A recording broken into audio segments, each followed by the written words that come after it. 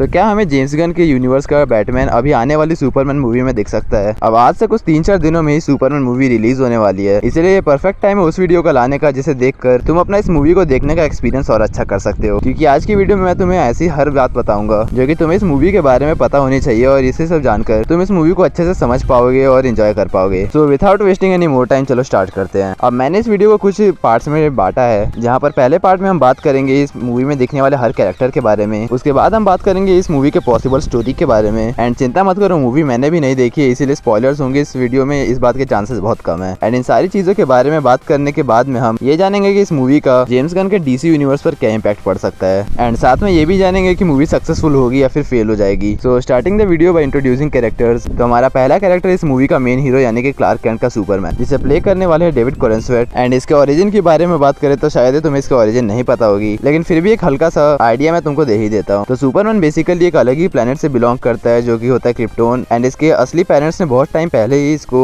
एक space shuttle में बैठा के अर्थ की तरफ भेज दिया था, क्योंकि क्रिप्टोन पूरी तरह से डिस्ट्रॉय होने वाला था। इसकी पावर्स में आते हैं super strength, super durability, super flight, high agility, साथ ही में हीट विजन यानी अपनी आंखों से लेजर छोड़ना, कोल्ड ब्रेथ यानी कि जब ये फूंक मारता है तो किसी भी चीज को बर्फ में बना सकता है। और सुपरमैन अपनी इस पावर का यूज करके बहुत ज्यादा ही स्ट्रॉन्ग मेटल्स को इजीली तोड़ लेता है। जैसे कि अगर तुम्हें याद हो तो जैक स्नाइडर की जस्टिस लीग में अपने हेनरी कैविल के सुपरमैन ने अपनी इसी पावर का यूज करके स्टेपनवॉल्फ की एक्स को तोड़ा था, जो कि डार्क साइड के प्लेनेट के ही एक स्ट्रॉन्ग मेटल से बनी हुई थी। इसके बाद है इसके पास एक्सरे विजन, जिसका यूज करके ये अपने अपोनेंट की फिजिकल कमजोरियों का पता कर लेता है। एंड हाँ, इसके पास सुपर हियरिंग भी है। इसके बाद दूसरी कैरेक्टर है लुइस लेन, जो कि अपने सुपरमैन की लव इंटरेस्ट होती है। एंड उसी के साथ डेली प्लैनेट नाम की एक न्यूज एजेंसी में काम करती है, जहाँ पे ये रिपोर्टर होती है। तीसरा बंदा है लेक्स लूथर, जो कि अपने टोनी स्टार्क की तरह ही बिलियनियर होता है और काफी ज्यादा जीनियस और इंटेलिजेंट होता है, लेकिन हमेशा ये अपनी सारी रिसोर्सेज का यूज करता है या तो सुपरमैन को हराने का कोई तरीका ढूंढने के लिए, या तो उसे मारने के लिए, या फिर उसको बदनाम करने के लिए। और इसी को तुम मूवी का मेन विलन भी समझ सकते हो। पर इस गंजी खोपड़ी को सुपरमैन से इतनी चुल क्यों मची रहती है, इसका कभी भी हमें कोई ठोस रीजन नहीं दिया गया है। लेकिन हाँ, हमें मोस्ट ऑफ द स्टोरीज में ऐसा ही दिखाया गया है कि इसको सुपरमैन के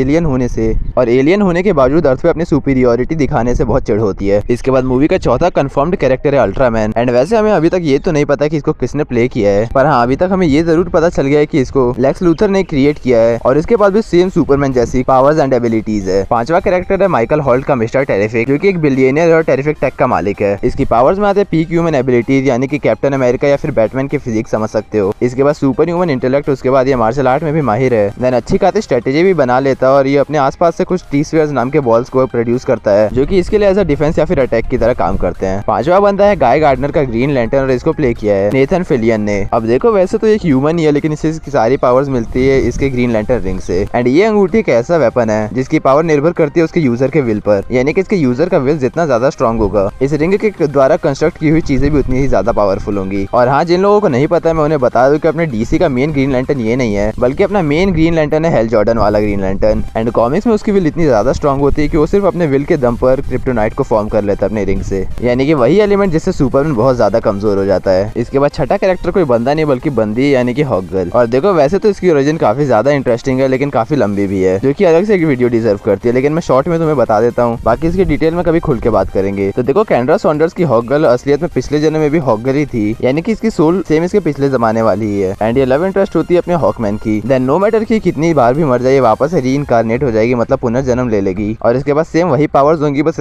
एक्सपीरियंस और भी ज्यादा बढ़ गया हो। इसकी पावर्स एंड एबिलिटीज की बात करें तो इसको लगभग अपनी most of the powers nth metal से मिलती है, जिसे तुम डीसी का वाइब्रेनियन समझ सकते हो। बाकी इसकी पावर्स में आते हैं सुपर फ्लाइट, सुपर स्ट्रेंथ, ये काफी ज्यादा हाईली स्किल्ड भी है। एंड ये weapons like message and x को बहुत अच्छे से यूज करना जानती है। सातवां बंदा है मेटामॉर्फो, जिसको अपनी पावर्स मिलती है ऑर्ब्स ऑफ रा से। अब इसका सीन ये है कि ये पहले आर्कियोलॉजिस्ट हुआ करता था, यानी कि हिस्ट्री की जो चीजें होती हैं एंड जो प्लेसेस होती है उसको डिस्कवर करता था। और वैसे एक बार ये हिस्टोरिकल प्लेस की डिस्कवर करते करते इसको मिलता है ऑर्ब्स ऑफ रा, जो कि इसकी बॉडी को ऐसे ट्रांसफॉर्म कर देता है कि जिस मेटल को भी छुए उसी की तरह बन जाता है। सेम वैसे जैसे बेंटन का दोस्त केविन भी किसी मेटल को छूते ही अपनी बॉडी को उसी मेटल का बना लेता था। आठवीं बंदी है एंजेला स्पाइका की द इंजीनियर, जिसके ब्लड में बहुत सारे नैनो पार्टिकल्स प्रेजेंट होते हैं और इसी की वजह से ये अपने हाथों और शरीरों का यूज करके कई सारे वेपन्स को फॉर्म कर लेती है। और एट लास्ट में इस लिस्ट का मेन कैरेक्टर है crypto the super dog. And इसको तुम जानवरों का सुपरमैन समझ सकते हो, क्योंकि ये भी ओरिजिनली प्लेनेट क्रिप्टॉन से बिलोंग करता है। एंड जैसे सुपरमैन के पास कई सारी पावर्स है, वैसे इसके पास भी कई सारी पावर्स है। अब इन सारे कैरेक्टर्स के अलावा और भी कई सारे कैरेक्टर्स है, जैसे कि क्लार्क के पेरेंट्स हो गए, देन उसके डेली प्लैनेट से कुछ कलीग्स हो गए, लेकिन ये उतने ज्यादा इंपॉर्टेंट नहीं है।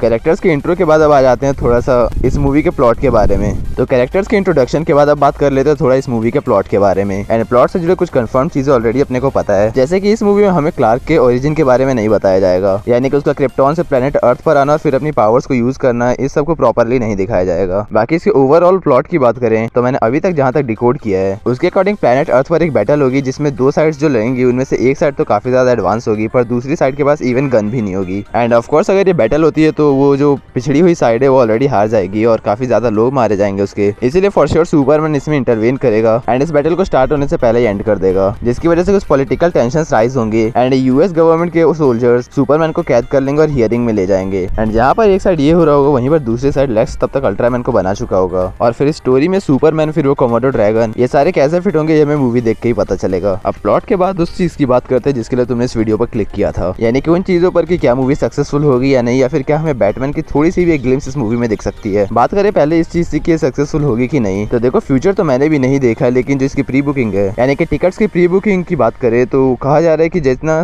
टिकट्स को नो वे होम ने सेल किया था उसे सिर्फ थोड़े से ही कम टिकट्स को ये मूवी सेल कर पाई है प्री बुकिंग में। एंड देखो हाइप भी इसकी अच्छी खासी, इसलिए अगर मूवी अच्छा कंटेंट डिलीवर करती है तो 500 मिलियन ज्यादा दूर नहीं है। देन इसके बाद बैटमैन पर आए तो देखो तुम इस बात को मेरी तरफ से कंफर्म समझो, एंड मेरी तरफ से नहीं बल्कि तुम इस बात को ऑफिशियली कंफर्म समझो कि हम इस मूवी में बैटमैन की थोड़ी सी भी ग्लिम्स नहीं देख सकती, क्योंकि अभी तक जेम्स गन ने खुद इस कैरेक्टर के लिए एक्टर को फाइनलाइज नहीं किया है एंड ना ही वंडर वुमन को कौन सी एक्ट्रेस प्ले करेगी ये फाइनलाइज हुआ है। हालांकि इनसे जुड़े कुछ रेफरेंस मिल सकते हैं लेकिन इनका ग्लिम्स बिल्कुल नहीं मिल सकता, पर हम जिन चीजों को एक्सपेक्ट कर सकते हैं वो मैं तुम्हें बता देता हूँ। एंड यहाँ पर पहली चीज है हमारे ऑफिशियल हेल जॉर्डन वाले ग्रीन लैंटर्न की एक ग्लिम्स, यानी कि एक छोटा सा सीन या फिर कैमियो, क्योंकि इसको प्ले करने के लिए एक्टर भी फाइनलाइज हो चुके हैं और जेम्स गन ऑलरेडी इस मूवी के स्क्रिप्ट पर काम करना चालू कर चुके हैं, मतलब कि हेल जॉर्डन वाले ग्रीन लैंटर्न की मूवी पर, इसलिए उनको भी पता है कि इस मूवी को किस डायरेक्शन में ले जाना है। अब तुम्हें ऐसी लॉन्ग वीडियोस देखनी है तो तुम चैनल पे जाके देख सकते हो। नेक्स्ट वीडियो के लिए कोई टॉपिक होगा तो कमेंट कर देना और लाइक शेयर सब्सक्राइब भी कर देना। बाय।